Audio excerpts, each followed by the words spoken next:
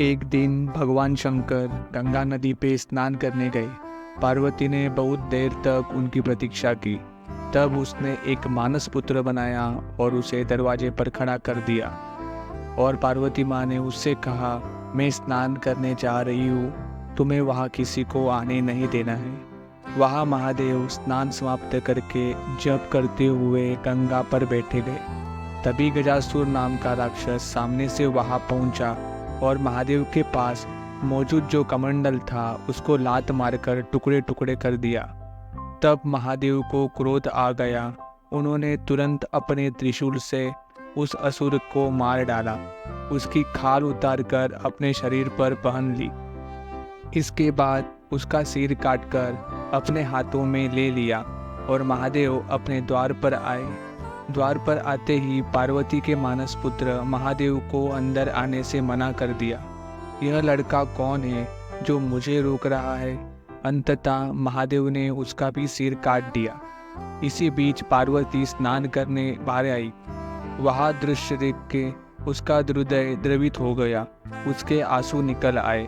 तुमने मेरे बेटे को क्यों मारा? ऐसा पार्वती ने महादेव से पूछा। शंकर भगवान ने कहा, मैं तुम्हारे पुत्र को फिर से जीवित कर दूंगा। और वह मानस पुत्र जीवित हो उठा।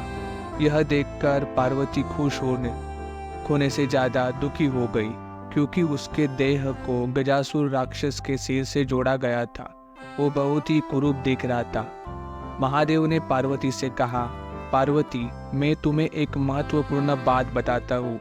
यदि तुम्हारा पुत्र कुरूप भी दिखे तो भी मैं उसे अपने सभी वर्गों का मुखिया बताऊंगा। आइए इसका नाम गजराज रखें। लोग इसे गजानन गजवदन कहेंगे, क्योंकि आपका बच्चा गजासुर के मस्तक से सुशोभित है। लोग पार्वती के पुत्र उमासुत भवंतनिया कहकर उनकी स्तुति करेंगे। हालांकि पार्वती का चेहरा असवाद से भर गया था। इससे कोई फर्क नहीं पड़ा। इसके लिए फिर से महादेव ने कहा, पार्वती, यह ज्ञान देने वाला होगा।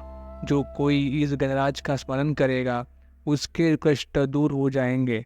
विश्वजन गजानन विघ्नहर्ता विपत्तियों को नष्ट करने वाले के रूप में उनकी स्तुति गाएंगे। कुल मिलाकर आपका प्रिय कंद पूरी दुनिया को पसंद आएगा। महादेव के ये वचन सुनकर पार्वती बहुत प्रसन्न हो गई। इस पर उसने गणराज को अपनी गोद में बिठाया और प्यार से उसके चेहरे पर हाथ फेराकर उसे मोदक खाने दिया। मोदक खाने के बाद यह लो और खाओ ऐसे करके बहुत सारे मोदक उन्होंने गणराज को खिलाया। माता के प्रेम से भरकर मोदक गणराज खाने लगा, जिसे देखकर महादेव भी धन्य हो गए। वह दिन था माघ शुद्ध चतुर्थी का। यह है गणपति भगवान के जन्म की कहानी।